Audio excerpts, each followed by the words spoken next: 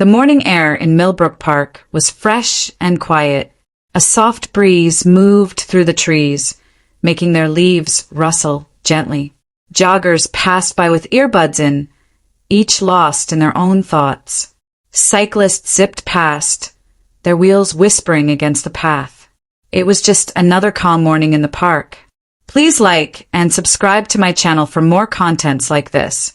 No one paid attention to the old man sitting on the far bench under the elm tree. He had been coming there every day for years, always early, always alone. People had seen him before, but no one really noticed him. He was just a part of the background. But this morning, something was different. His hand trembled as he reached into his coat pocket. Then suddenly he grabbed his chest. His fingers tightened, and his body stiffened for a moment. Then he slumped to the side, half laying on the bench. His lips turned pale, his eyes half open. He wasn't moving. Nobody noticed him. The joggers ran by. The cyclists kept pedaling. Even the groundskeeper, who was trimming bushes on the other side of the park, didn't see him. But someone did. Near the fountain, a small white dog stood still. The dog was clean, quiet, and alert. His ears perked up, and his eyes locked onto the bench. Without barking, he suddenly took off running, not toward the old man, but straight out of the park's main gate.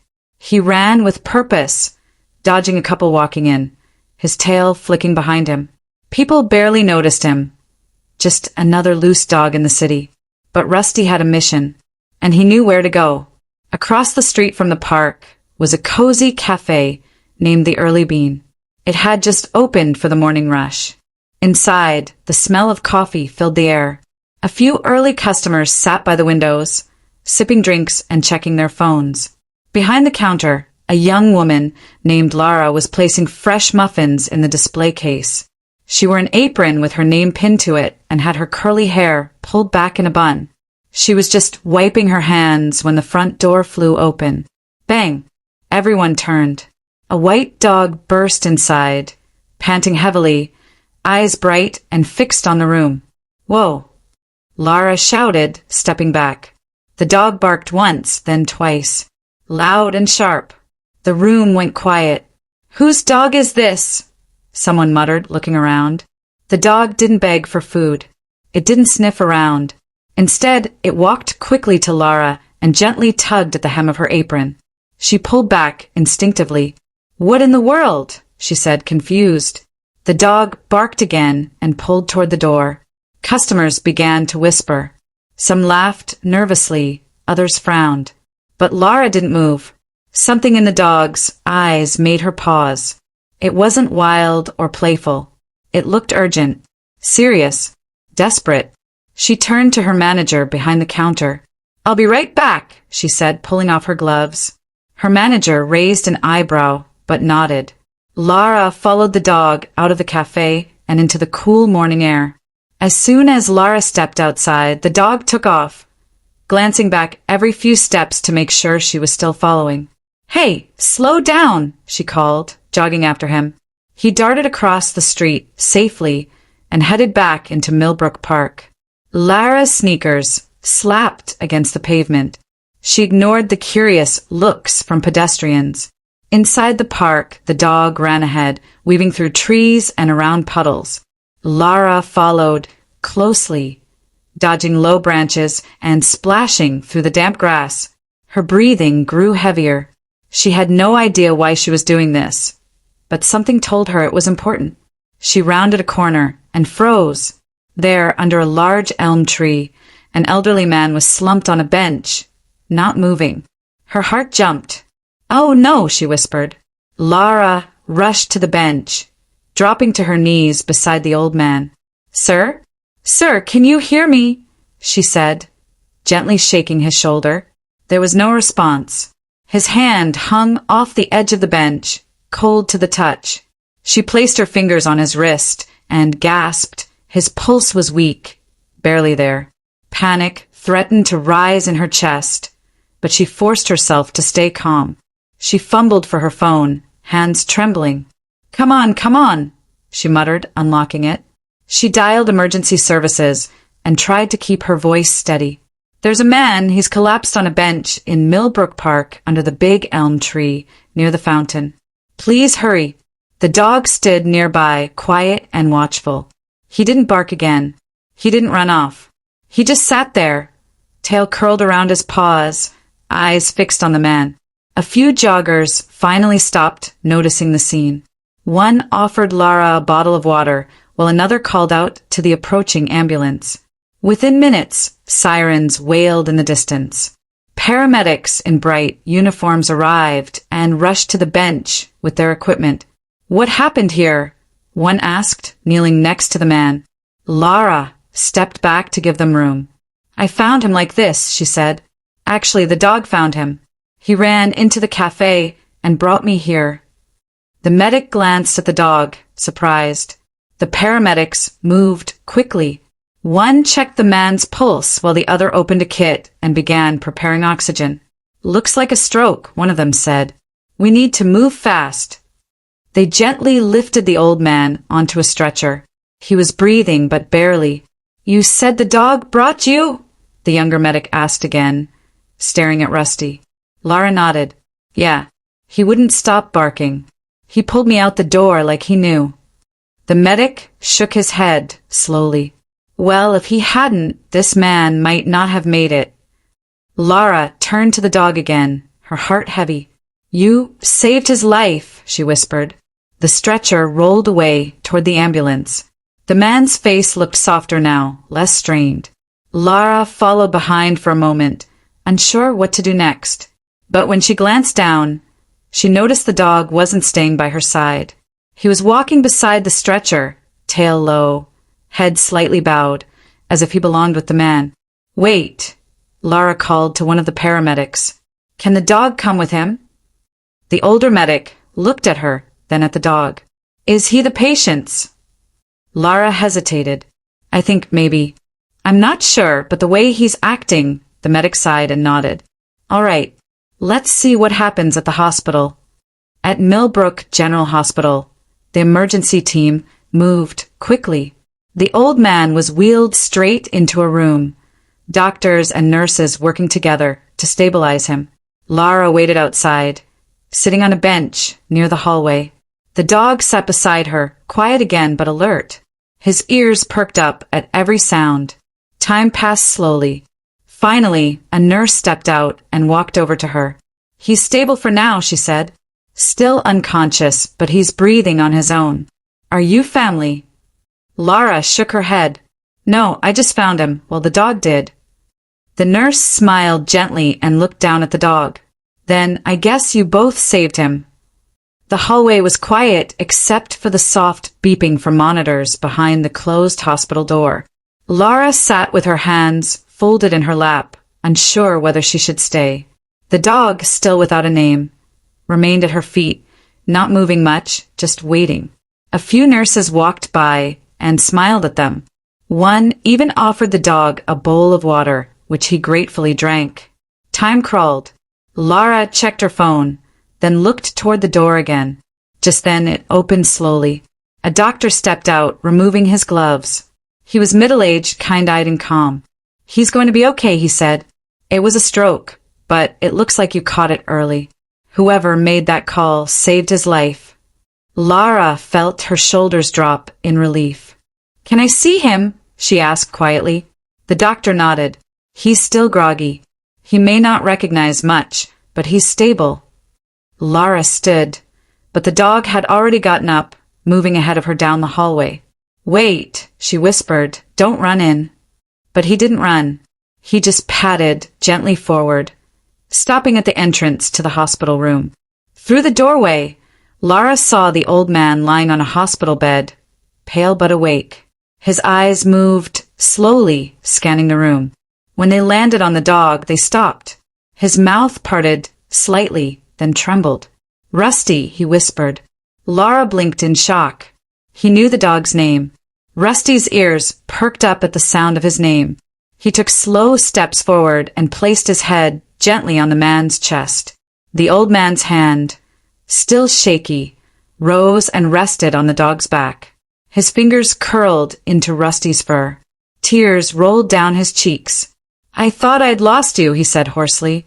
I never thought I'd see you again. Lara stood by the door, frozen. Her eyes were wide with emotion. You know him? She asked softly. The man turned his head slightly. He was mine, but I had to let him go. I lost my house 6 months ago. I couldn't take care of him. I left him in the park. His voice cracked, full of guilt. I used to bring him here every morning. Same bench, same time. But when things got bad, I had nothing. I didn't want him to starve. Lara felt a lump in her throat. She stepped inside slowly, keeping her voice gentle. He never left, she said. I think he's been watching over you. When you collapsed this morning, he ran into my cafe across the street and made me follow him back. The man looked at her in disbelief. He did that. Lara nodded. He didn't stop until I found you. Rusty remained still, his head rising and falling with each breath the man took. The nurse returned quietly with a clipboard, pausing at the doorway. He's going to need rest and observation for a few days, she said. But you're lucky. Very lucky. The man nodded, his hand never leaving Rusty's fur. Thank you, he said, turning to Lara. I don't even know your name. It's Lara, she said with a small smile. And I think you should be thanking him. She looked at the dog, who was now softly thumping his tail. What's your name, sir? She added. The old man exhaled slowly. Ben, he said. Ben Callahan. And that little hero of mine, he's Rusty. His voice cracked again, but this time with gratitude, not sorrow. Lara sat down gently in the chair beside the hospital bed. She watched the way Ben stroked Rusty's back, as if trying to convince himself the dog was really there. So you used to live nearby? She asked softly. Ben nodded.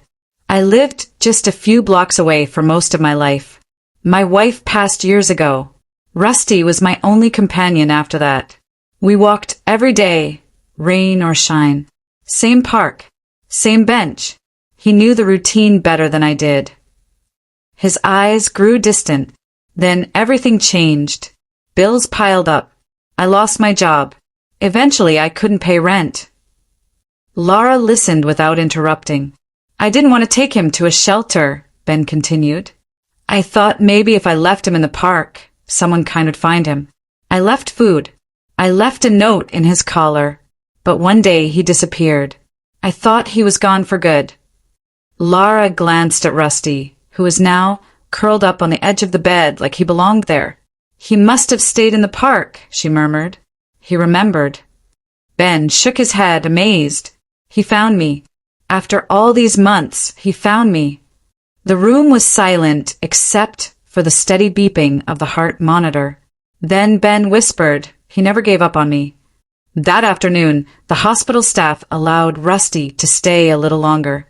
Word spread quickly about the dog that had rescued his owner. Nurses came by one, peeking into the room to catch a glimpse of him. One nurse brought a soft blanket for Rusty to lie on. Another sneaked in some chicken from the cafeteria. Rusty didn't move far from Ben's side. Lara watched with a smile. You're famous now, you know, she said to the dog. Ben chuckled faintly. He always did like attention, but not like this. Lara stood to leave. I should get back to work, she said, but I'll come by again. Ben looked up quickly. Wait, Lara, before you go, thank you. She smiled, eyes warm. Thank him, she replied, nodding at Rusty. He just dragged me along. Ben gave a slow nod. Still, you followed him. Most people wouldn't have. Lara paused at the door. I don't know why I did. Something in his eyes. I just knew it was serious. Rusty lifted his head briefly, then laid it back down. He trusted you, Ben said. That means a lot. He never trusted easily, not even when he was a puppy. Lara's voice softened. I guess loyalty doesn't fade, even after months apart.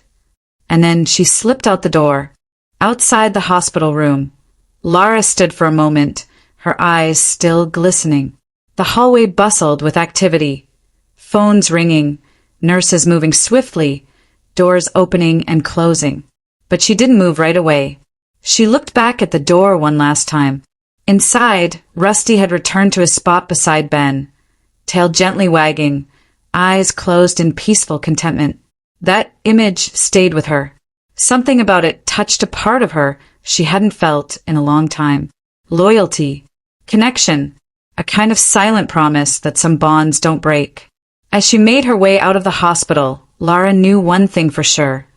She'd never forget what she witnessed today. Back in the hospital room, the sunlight peeked through the blinds, casting soft patterns across the floor. Ben had drifted into a light sleep, his breathing steadier now. Rusty lay at the foot of the bed, ears twitching slightly but never leaving his spot. A nurse tiptoed in to check Ben's vitals and smiled when she saw the dog still watching protectively. "You really are something special," she whispered to Rusty. She gently patted his head before leaving. The room felt peaceful, as if time had slowed to let love and loyalty take their place. Rusty didn't need anyone to explain what was happening. He had done what he came to do, and he was staying.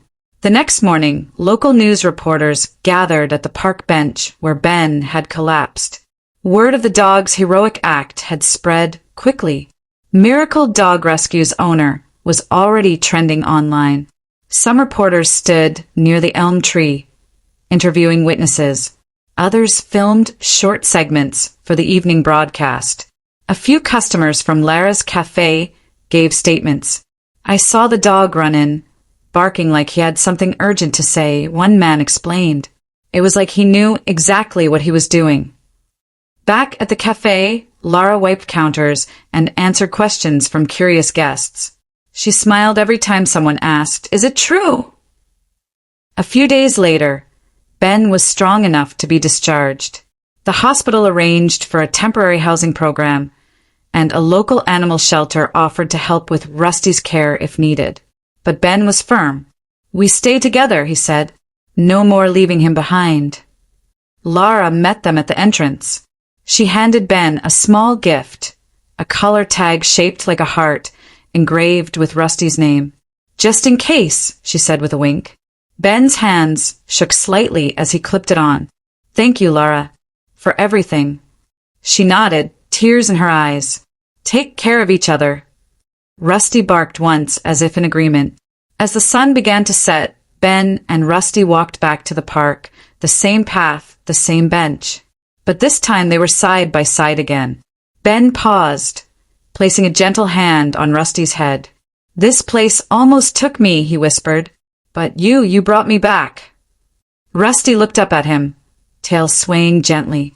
A few children nearby waved, recognizing the dog from the news. Rusty wagged happily, but didn't stray far from Ben's side.